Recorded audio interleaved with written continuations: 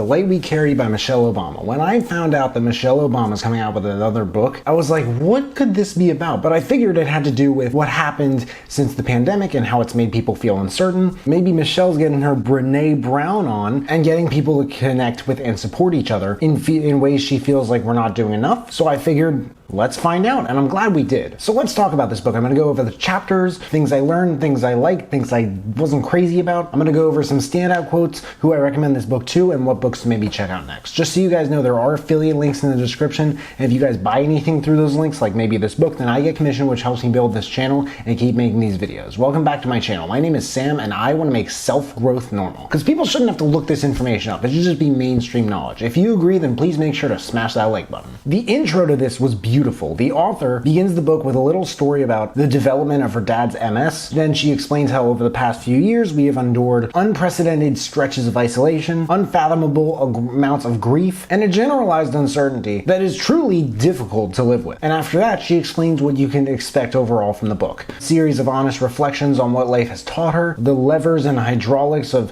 what gets her through, and certain lessons from amazing women. I don't know why just women?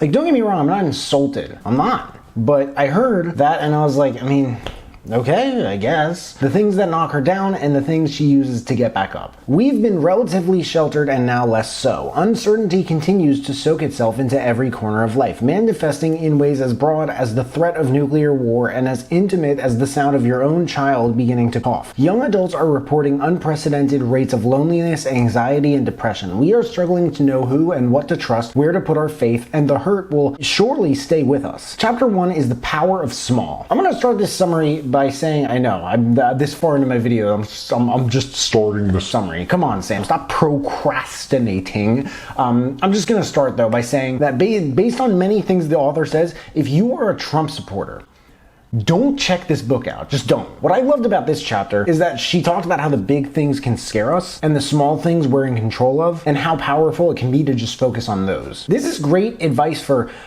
leaders, entrepreneurs, salespeople, athletes, artists, musicians, content creators, and many other occupations. This book, might I add, has a lot more of a memoir-shaped focus to it. Chapter 2 is decoding fear. Unlike traditional memoirs, like her actual memoir, Becoming, that I reviewed a couple years ago. I'll drop a link to that in the description. She doesn't do this thing where each chapter is another chapter in her life. The previous chapter, she discussed a lot of how she treated life since 2020 and also when her husband was in office, but this one she begins by discussing her older brother Greg. You learn about the differences between fear and anxiety and how safety, risk, and newness can change as you mature. And that part about Lin-Manuel Miranda, who by the way is not a woman, the brilliant writer and performer in Hamilton, and his experience with stage fright, that was pure badass. Chapter 3 is Starting Kind. The more I listen to this, the more it sounds like Michelle Obama's take on, like, I don't know, maybe 12 rules for life. This chapter was about stories, personal and non-personal, of being nice to people. Following that is Am I Seen? This opened up more on her experience going to Princeton as an African-American woman. Being an African-American woman is like, obviously not from experience, I can't tell you, but you wanna talk about oppressed? I think the book, So You Want to Talk About Race had a whole chapter in it about how black women are like the most like discriminated against demographic in America. This was like during the early 80s when maybe 2/3 of Princeton students were men and 80% of them were white. Chapter 5, My Kitchen Table. Here we learned about her time moving from a smaller home in Chicago to a $397 million 133 room palace that I'm pretty sure is haunted and is rigorously protected by Secret Service people. Yes. Some things I found interesting about this, like how if you want to break the White House protocol for play dates, for example, they're very quick to accommodate your wishes. This makes sense. I mean, if you're first lady, then you're the frickin' first lady, and you can do whatever the first lady damn well pleases, okay? Maybe not anything, but I'm sure you know what I mean. Still though, the more of this I heard, the more I was like, okay, is this book too personal for the points it's trying to get across? I'm working on another review of a book right now called Cleaning Up Your Mental Mess by Dr. Caroline Leaf. Spoiler alert, nothing major.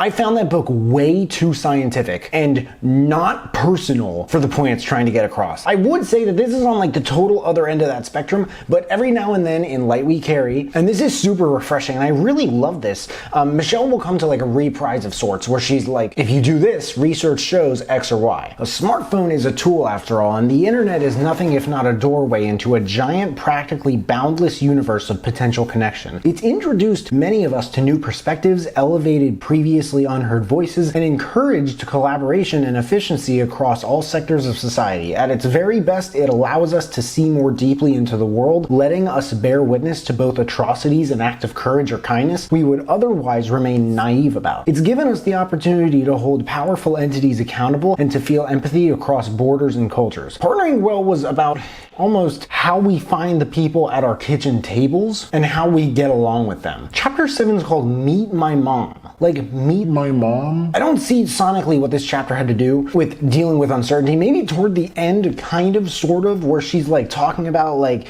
what it was like dealing with the uncertainty of raising her own children with Obama. I don't know. And how that pertains to things her mother explained over the years and how they made her feel more connected and comfortable dealing with hard times. Still, I feel like the book is just generally more personal than it needs to be. After that is The Whole of Us. And I love how she started this, discussing how there are these women, again, I mean, it could have just been people, you know, just throwing that out there, but go fish, I suppose, who are successful beyond the norm, and how there are teams of people keeping their lives balanced, and how it's just impossible to manage having however many kids and leading whole empires rich with resources and still making time on weekends to go do laundry and go grocery shopping. Anyone who goes grocery shopping during the weekend nowadays, like, just good luck, okay? Seriously. Godspeed. My fiance and I we're just gonna stick to the Tuesday crowd, all right? Chapter 9, The Armor We Wear. There was a badass story, and this about how minorities go through adversity to change the norm and how that affects the newer generations later on. It reminded me of one chapter from Beyond Chaos by Jordan Peterson. This chapter, it mentioned like how you can't change the fundamentals of a massive sort of ecosystem or structure without understanding them and acknowledging them first. But Obama, she had a beautiful way of looking at this, and it was really definitely my favorite part of the book. Lastly, chapter 10, Going High. This elaborated on the revisitation of her iconic "when they go low, we go high" in her speech at the 2016 Democratic National Convention, the history of it, where it came from, what it always meant to her, and what it continues to mean to her. Overall, I have some mixed emotions on this. Certain things about The Light We Carry, like the insights she shares and the studies too, I don't know if I mentioned it, but she has a habit of sprinkling, there's a study that went over this and a study that went over that. And hearing it, I'm just thinking, I really love this super non-fiction side of Michelle Obama, but I was hoping for more of that than the personal stories. That belongs more in a memoir, in my opinion. At least to the degree that she did it in this book. And I don't recall this being so much described as a memoir